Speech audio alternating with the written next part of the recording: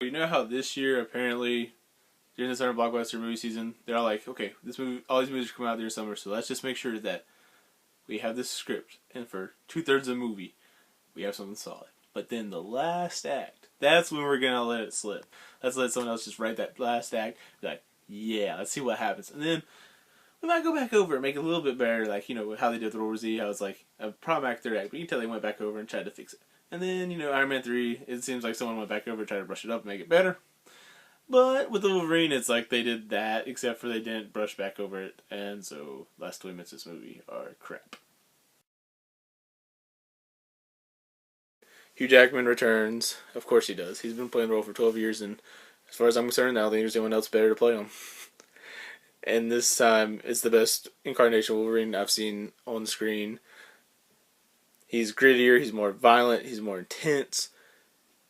The physique that Hugh Jackman brings to this is even more convincing. He's got as much abs as possible. He's got big muscles. He's tough.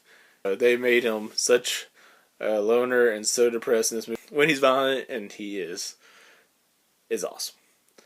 He's just a very interesting character in this one. The most interesting I've ever seen Wolverine.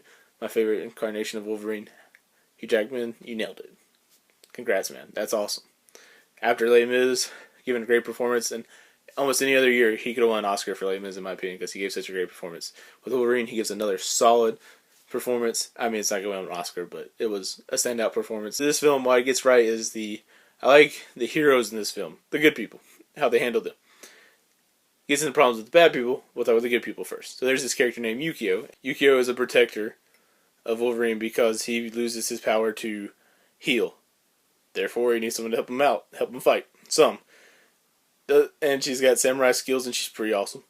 Liked her character. I know she's not the deepest character in the world. She's not the most emotional character in the world, but I did enjoy her place in this movie. She fit in with this movie nicely.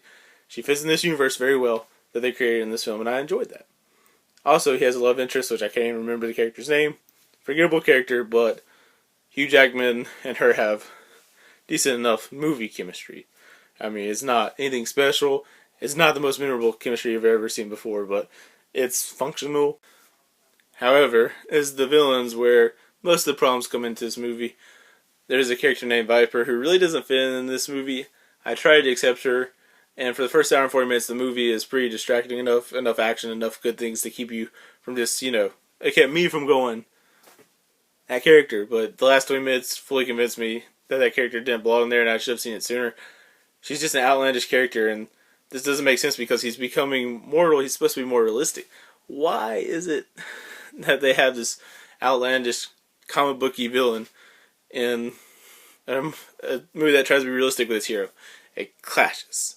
And it's not mythic enough, like The Dark Knight Rises, where Batman is very mythic, and so is Bane, and that made sense. Or the Joker and Batman in The Dark Knight.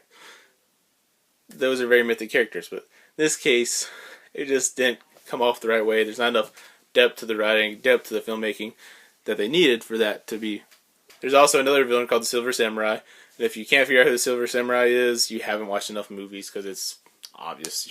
I saw it in the trailers, I knew who it was, so I was just like, okay. Didn't read the comics for that, and I knew who it was. That being said, Silver Samurai comes off as a very bad Iron Man villain. Seems like Ironmonger and Iron Man 1, except for Ironmonger functioned in the Iron Man movie. He was a decent enough villain. There was emotional height to that scene. It still worked at the climax and everything. It was fine. This one, I'm just like, he looks like he's from Iron Man, but not even cool. And that's one of the things with Iron Man villains in the movies, they've had problems with them. This is worse than any of those villains. Just, awful. Silver Samurai is the worst villain in this movie. Besides Viper. Well, Silver Samurai and Viper are both just terrible villains. Then there's these ninja guys, and they're kind of, they're ADHD kind of villains. As far as like the riders, when they're riding it seems like they lose track of what's going on, and it's just like, oh, ninjas. And then they're like, ooh, ninjas again. And I mean, they do build up in ways, but at the same time, it's such tiny plot threads, and so many little things they could have just left out. And they really should have left out the ninjas at the very least. They really should have just, if they had fixed the villains, this movie would have worked. Had to give the movie credit where credit is due, though, because what it does deliver is a good first hour and 40 minutes, for the most part. Okay, so the first hour and 40 minutes, there's plenty of scenes with Wolverine where Hugh Jackman just nails the scenes and it's just awesome. However, in the first bit of the movie, there's a part where a bear pees. Not kidding. A bear pees in this movie, and that was left in the movie. Kind of like the crap scene in Star Wars Episode 1, The Phantom Menace. You think it's not there? Watch it again. There's a scene where someone has crap on the ground. Blah! Just stupid. But Wolverine owns the parts that he's in. The action scenes are solid. I enjoyed them, especially the train scene. That was really cool. I like that one a lot. And I even they have a really shaky cam fight, the first one, and I was like, oh, sorry to fall. But it is a good action scene because it kept me interested. I cared about what happened in it, and I liked the way it was. It's hard to explain. Sometimes shaky cam fight scenes work. It may dizzy you, but the movie keeps going and it's fine, even if that bothers you. It was a minor problem. And the other fights I thought were good until the last two fights had problems. One of the last two fights, it just felt like it kept going too long. There was a little bit of coolness to how it ends, that fight. I thought the way that it ended was pretty interesting, but I knew it was going there. I just think I like the melodramatic music that goes with it because I know it was coming, but they did play it well towards the end of that. But I just think this part was too long before that part. And then the final fight scene completely fell flat on his face. All these villains that they've been dangling around the entire time decide to mesh together all of a sudden, and they don't really mesh together. It's like putting chocolate with sweet and sour sauce. Yes, it does not work. It's awful. Don't do it. But they tried, and it just, falls flat on his face. The entire last fight scene was just, I did not like it at all. There's nothing good about it. It's cartoony and over the top in ways that don't fit the rest of the movie. It's the typical cliche kind of summer blockbuster finale that just you've seen so many times. And I just wanted it to be big and fun and cool, but it just was big but stupid and not cool. And so predictable. Just, so predictable. And also, for the record, I don't like the bone claws. I know they're in the comics. I know that. I have researched that much. But I hate the bone claws. They look stupid in the movie. Just saying. They look stupid. As for the end credit scene, the end credit scene has a very interesting idea. I'm excited for the movie that it implies. I am. X-Men Days of Future Past. I'm looking forward to it. I mean, it's an X-Men team-up movie. The X-Men that I love with X-Men First Class. And I love X-Men First Class. And I love the old X-Men. I'm ready for them to get together and be in a movie together. But please just make it good. This one really let me down. It just completely fell apart at the end. But the scene at the end, the end credit scene, I was like, that is cool. But the problem is, the scene goes on too long. There's some pretty cool things about it. But it's just too long. It was a little bit short. Just a little bit more concise. This would have been better.